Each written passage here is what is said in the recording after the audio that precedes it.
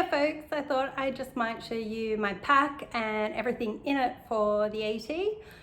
As I mentioned on my weekend hike, this has even 5 days worth of food in it, and I'm about to unpack it and take you through everything that's in there. Let's go.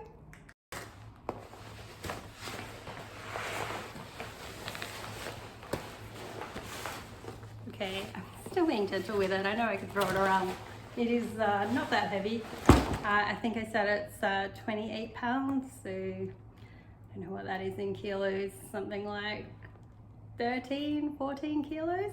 I've got it packed in mainly 2 packing cubes inside, one that contains my sleeping bag, sleeping mat and sleeping liner, and the other one that contains my clothes. But let me take it apart and show you what's there. Maybe I'll start with the outside pockets at first. So first things first, I love to keep my trekking poles on the outside of the pack just because they take up too much room inside, so why bother really? Just like to hook them onto a carabiner in case they fall out. The top part of this pocket also has my water filtration systems, so as you might imagine, just the atypical soy squeeze,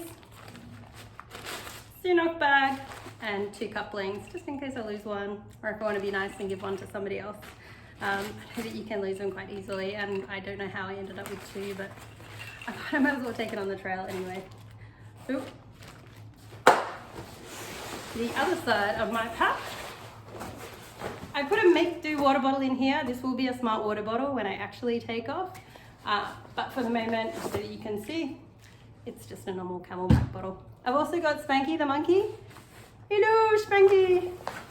So he'll be coming with me on the trail just to give me some extra cuddles. And also in the top here, I've just got my toiletry stuff. So most of this is pretty typical for me to take on the trail. There is TP, there is a little shovel, spade, and some antibacterial hand wash.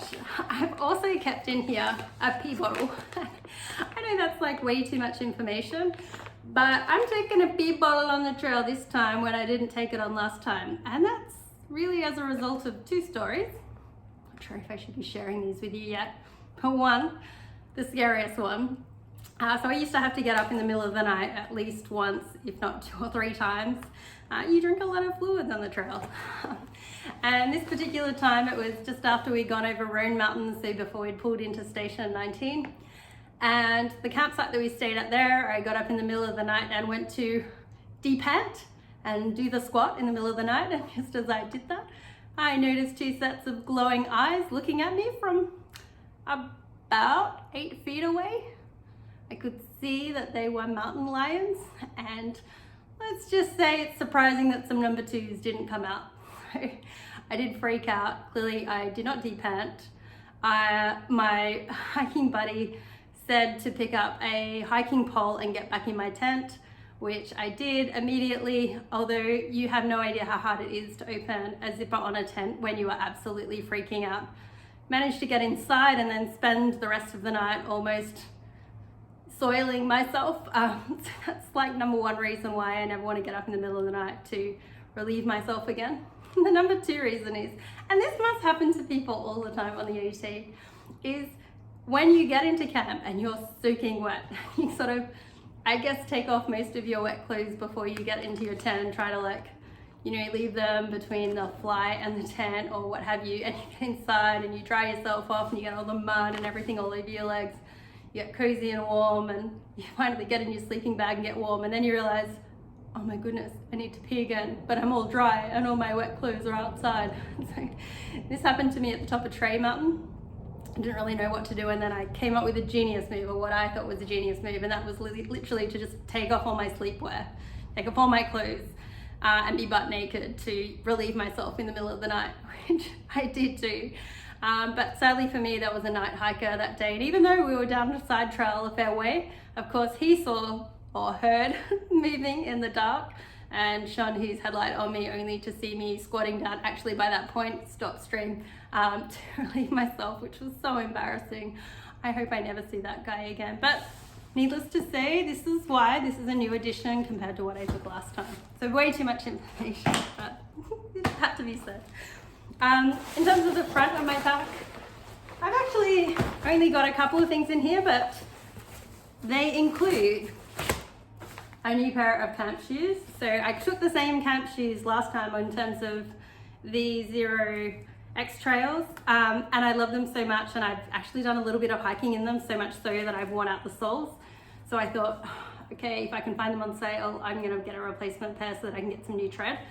And I did, found them in the sales, so new pair. Not sure about the color, but hey ho, it's not a fashion competition. I'm taking exactly the same red Arcterex waterproof jacket that you would have seen me in 100 times before. I love it. I'm about to wash it and re-waterproof it, because don't forget to do that if they wet out. It's a good way to sort of get a new life out of them. And likewise, these trousers that I took last time, which are just Birdhouse waterproof trousers with a zip down the side, they were lifesavers. And I've got to say, if I'm ever hiking in the rain again, I'm going to take off my leggings straight away and put these on, because hiking when you've got leggings on just means you're toting around wet leggings for the next couple of days, and it's awful. So either put your shorts on, your underwear on, just with waterproof. Don't wear sort of leggings underneath them. That's what I've learned from last time. The only other thing that's in the front of my my backpack is my tent.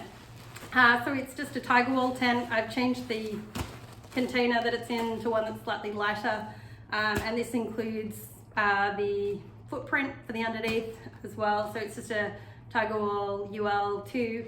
Haven't got the lights on them this time, went lighter than that. So I love this tent, it's pretty cool, and that's what I'm taking this time around. So that's all for the out. Oh, no, sorry, I've also got a couple of pockets on the front. So in one pocket,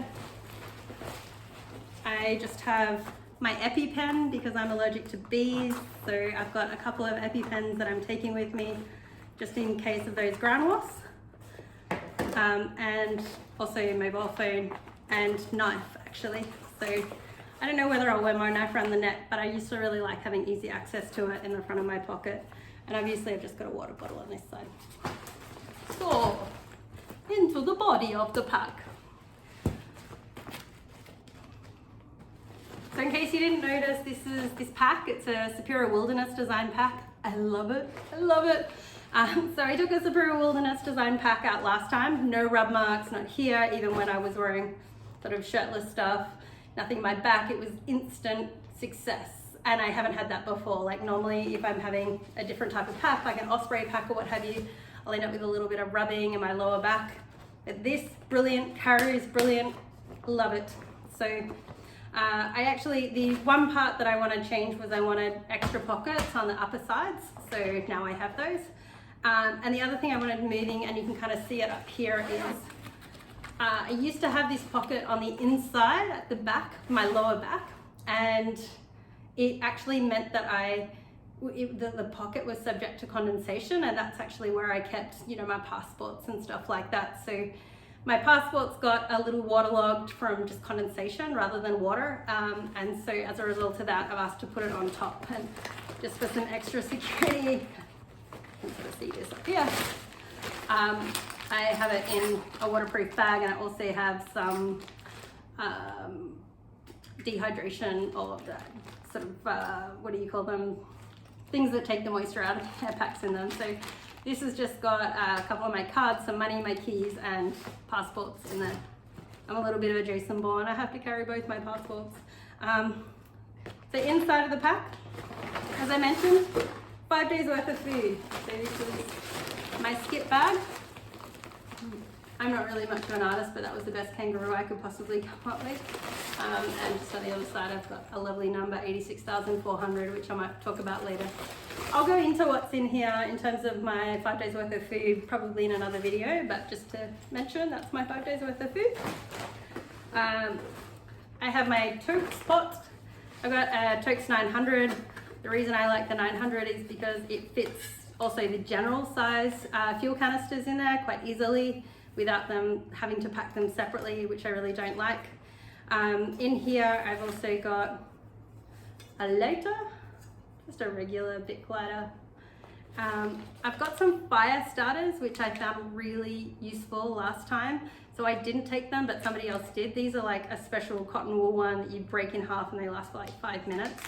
So when you're in the Smokies and you're freezing and you just want to start a fire, they're really handy.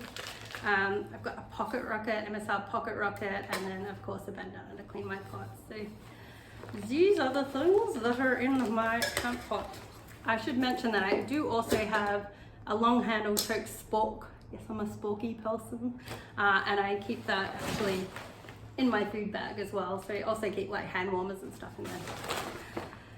Actually, I lied. My hand warmers are here. So this is my ditty bag and toiletry bag and everything else that isn't my clothes or sleeping stuff bag. So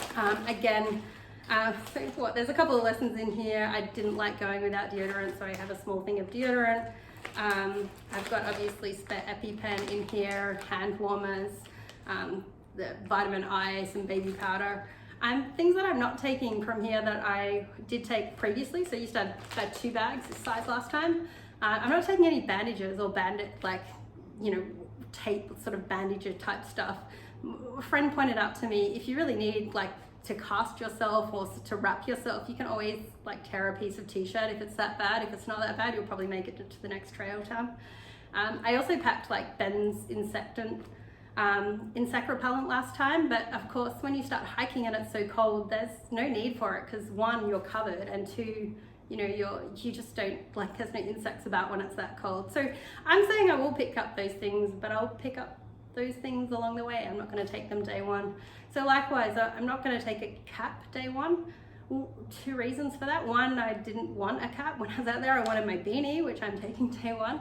But also there's really cool caps in all the outfitters along the way. So if I want a cap, I'm going to buy a cap when I'm out there. I'm really not going to take one day 1. So that sort of will be a nice way to rotate, I guess, the winter gear out and getting summer gear in. I guess you could send yourself a cap later, but I just don't think day 1 caps are really that necessary. Beanies, on the other hand, are definitely necessary. Okay, so in terms of what else is in here, I've got a little towel. It's that microfiber, the tiny, and some wet wipes that I've pretty much dried out. So not dried out consciously, I just often leave it with the little window opens and it can dry out. And they've definitely lightened up a bit. I like to clean off at the end of the day. I'm a bit of a clean freak. I don't really understand how people can go so many days without adequately like cleaning themselves off. Okay, so my ditty bag or electronics bag. In here is my batteries, my headlamp, and my Powerbeats earphones. So pretty standard, I guess, with most people. I did muse about trying to trade out the Powerbeats because I find them the case is quite big and heavy for maybe some corded earphones. But you then have to carry extra adapters for corded earphones into your phone depending on which phone you're using, and that can be a little bit of a nightmare in itself, and I'm not sure that I was saving that much weight. So I like my wireless Powerbeats, so I'm just going to be taking those anyway. That's mainly for the evenings. I don't really like listening to music that much during the day unless I'm doing a road walk, but in the evenings if I want to listen to a podcast or something, particularly to get to sleep at night and not freak myself out with any of the noises, because I'm obsessed with thinking that a hog or a bear is going to come through my tent. So if I can distract myself with some sort of nice soothing podcast, I'm definitely going to do that. So the only 2 bags that are in here aside from that, this is my clothes bag. I'll go into that in a second. Puffy and trash compactor bag. And this is what I keep all my sleep stuff in. So this is my sleeping bag, this is my sleeping pad, and this is my sleeping bag liner. Actually, I'll go into this one first. Oh, you can see at the bottom there, I also have a sleeping mat on the bottom. Not sure how long I'll keep the sleeping mat, but it doesn't weigh that much. So, as I said, my overall weight, it feels pretty good at the moment. So, just opening up my sleep stuff first. I have the Cedar Summit Thermalite Reactor. I liked this. It gave me an extra bit of warmth in winter, and I also think in the summer that if my sleeping bag gets too hot, it'll be kind of like a nice sheet so that I can still pull it up, feel cozy, but actually not be too sweltering under my under the sort of weight, I guess, of my sleeping bag. My sleeping bag is an Enlightened Equipment convert sleeping bag, which means it's got both the zip and the cinch, so it can be zipped up into a sleeping bag or used as a quilt. I used it last time on the AT. It was quite warm. I did use it with the sleeping bag liner last time. A lot of the time, last time it actually, when I was really cold, so when we got down to sort of below 20 degrees Fahrenheit, I would cinch my head inside the sleeping bag, which I know is kind of weird and not what a lot of people do, but if I was really cold, that's what I would typically do. And then I would wake up about 4 hours later going, oh, hot, hot, hot, please untangle me, untangle me. And then I would get up. This time, because that's actually so bad, you're breathing condensation into your feathers, that this time I'm actually packing a balaclava, which nobody will ever see me in because I'm going to be only putting it on inside the tent. I sort of feel like I look like a cross between Moby and Hannibal Lecter when I've got it on, so I can't be seen in public with that. I know it's not a beauty contest, but yeah, I don't want people being afraid of me because I look like Hannibal Lecter. So I do have that in my bag. I'll go through it in a second, but for the most part, still taking the same sleeping bag. And then the only other thing in this bag in my sleep system is my Sea to Summit Ether Light Extra Light. So this is a fairly warm sleeping pad. It is a change from last time. I took the very crinkly Thermarest Extra Light. So this is a bit bigger. It's not heavier, but it is bigger. So I've swapped it out just in the hope that somebody called it this morning a rotisserie sleeper. I'm a rotisserie sleeper, or starfish, sidefish, starfish, sidefish. So because I rotate so much, which is also why I want the sleeping mat, because often in my starfish way, I would often be off the side of my sleeping mat, and the ground, if it's frozen, was so cold that I just wanted an extra mat underneath there. So hopefully I'll be taking this and everything will be okay. Also last time we had problems with the Thermalights, the Thermarest. One of us had the baffling go in it and the other one just had a slow leak. So I'm hoping that this is a little bit more resilient to it. I had stuff under our sleeping pads last time and yet they still managed to sort of blow out on us. So hoping that this is slightly better. But I guess we'll see. Retrospectively, I might have wished I had bought the Nemo tensor, but c'est la vie. Unfortunately, I've bought this, and actually so far it seems to be pretty good. My puffy is the same puffy from last time. It's my Arcterex Cerium puffy. It's lovely, it's delicious, it keeps me warm. I'm a really cold person, and I guess living in Miami at the moment isn't kind of helping me acclimatize to cold weather, so I'm a little bit afraid of that acclimatization period in the first couple of days. The reason why both my puffy and my sleeping bag look incredibly puffy at the moment is because I've only just put them in the dryer. And so if you're on trail and you notice that all of your down is starting to get a little bit, then in the last part of when you're doing your laundry, shove your puffy and your sleeping bag in, it will re-puff it up in the dryer. They'll become warm again. So the last thing to go through is my clothes. My clothes have been a little bit, so actually in here is also my wearable clothes, not just the clothes that I'll be packing. They're the clothes that I'll be physically wearing at the same time. So I have wanted to, of course, do the normal newbie thing and take too many clothes. So I've been talking about taking 2 mid layers, potentially this mid layer on top of the mid layer I'm actually taking, but my friend that I was on the trail with last time has talked me out of that, so I'm not going to be doing that. But I have kept a lot of the same type of clothing in. The only rotations that I've really done is any polyester clothes that I had taken last time. I found 1 too stinky and 2 not warm enough, so I've really rotated everything over to merino, except for maybe my shorts. So I really enjoyed the merino. You know, it was hard to make it smell, and you know, it was much warmer, or both warmer and cooler when it needed to be. Like, it regulates your body heat so much better. So having said that, same beanie as last time, North Face blue beanie. The balaclava that you shall never see me actually wear on trail. My Hannah will like to look. I have this Noronna fleece.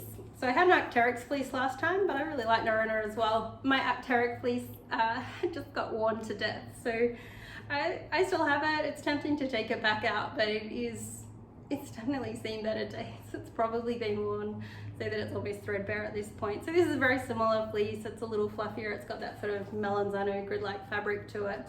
I like that there's a hoodie and little thumb holes on it as well. This is what I'm going to be wearing I guess for those mid layers. When I'm on trail, particularly in winter, I've just got a pair of Under Armour leggings. Unfortunately, I chose some that don't do up in the middle. So if it happens that they start falling off me because I lose weight, then I will just simply swap them with my evening night pants, what I sleep in. And what I sleep in is going to be these Smartwool leggings. So they do have a tie in them, but they are a lot warmer than my daytime pants and slightly less stretchy. So if I need to swap them though, I will. I don't think it's a big deal. I just need to make it through those winter months, and then I'll probably send one of them home. So one is for daytime, one is for nighttime. In terms of t-shirts, I've got 2 short sleeve t-shirts, one for daytime, one for nighttime. And I've also got a long sleeve t-shirt for day. So that's the extra layer that was the compromise for not taking another mid layer. So all 3 of these are all icebreakers, and actually I've got an icebreaker top for nighttime as well. So those are my tops. I know, too many. And the other thing that I've got too many of that I don't really care about, so this is 4 or 5 pairs of underwear. Again, don't care. It's smaller than boys' underwear and it doesn't smell. So I picked up an extra pair of underwear when I was at the NOC last time, because the whole wear one, wash one thing, yeah, that doesn't work when it's always cold and wet, because of course your clothes never dry and you hang it on your bag and they just don't dry. So you can either put on icicle underwear, or you can keep wearing the same pair of underwear. If you're taking 2 pairs, like what, 1 for 3 days, 1 for 2 days, 3-day underwear is just gross. It's gross. No, I'm sorry, it's just gross. I know that you can possibly get used to it, but I don't want to. So I'm taking extra underwear. If I want to send it home, so be it. But you know, for the whole ounce or so that it is, I don't care. In terms of shorts, I am taking these Columbia shorts. I like them. They have pockets with zips so that when I'm in town I can sort of take my phone or wallet or what have you and zip it up. They've also got a drawstring, so you know, if my rotundness ends up being less rotund, I can cinch. It should be good. And then in terms of socks, I like to layer Injinjis with darn tufts. It's my socky combination. And actually after last time, I guess the main change to my socks is that I've also added in a pair of seal socks. So those are waterproof socks. There was a time that, so when we walked into the Smokies, we had, I guess, deep snow up to my mid-thigh, or what do they call it, post-holing up to my mid-thigh, which actually wasn't that bad, but walking down after Clingman's Dome, we had nothing but ice slush, and that was horrific. So you were pretty much walking in an ice bath that was freezing, with freezing air constantly. And so there was a time that I couldn't feel my feet, that I had to do like a chin up on a tree branch just to like move my toes around and see if I could get the feeling back in my feet. And my friend who I was hiking with then, who actually successfully did the trail last year, he took seal socks and he said it was like so much better. You know, he could feel his feet. He said, wear a pair of Injinjis under them, make sure that those socks aren't longer than these socks. So he said actually take both a pair of waterproof gloves and a pair of waterproof socks. So I've done that. So I have a normal pair of gloves and a pair of waterproof gloves as well. So the only other thing I have in here is sports bra. Woo. So nothing too fancy, something that's just got a lot of air holes in it and that can dry easily. And that's pretty much my gear list. Hello. So true to form, I've forgotten to list 3 things. So one is my buff. You've probably seen me in many of my videos wearing this. I love it. I've actually tried to replace it with a couple of other ones and it's just not the same. This one wicks moisture, it's brilliant, it's not too hot, not too cold, I love it. So if I can find another replacement on trail, I might do that, but I love it. The second thing is I'm hiking with Altras. I think these are my 7th pair of Altras. I trained with Altras in 2019 before my 2020 hike. I hiked with them obviously in 2020 and then I've subsequently ripped through a couple more given how much hiking and stuff I've been doing. So I've got a nice new pair to start the trail with, but I've actually been hiking in some used ones. I really want the treads to be as prominent as possible when I start because I know that I'm going to be walking on ice and I'm not going to be taking any micro spikes. But having said that, the one thing that saved my butt daily, probably a dozen times a daily last time, were my black diamond trekking poles. So these are carbon trekking poles with the cork handles. I cannot tell you how many times you trip on roots and rocks and slip on ice and things like that, and these are a godsend. So I will be taking my same poles with me. I think the tips aren't too bad. I actually haven't been using my poles too much on hikes I've been doing around the UK. And of course around Miami, because it's all like the sidewalks are cement, I'm not using them on that either. But when I'm in the mountains, I'm going to be using them again. And I forgot them when I was doing like the sort of McAfee's knob and things like that when I was doing training this year. And my knees just did not appreciate it. So I will be taking these. So that's pretty much it for my gear list. If you have any questions, feel free to get in contact with me. If you want to know more details on other things in my gear list, I'm happy to go through them. Just let me know. I hope to see you out on the trail, and thumbs up everyone. Bye.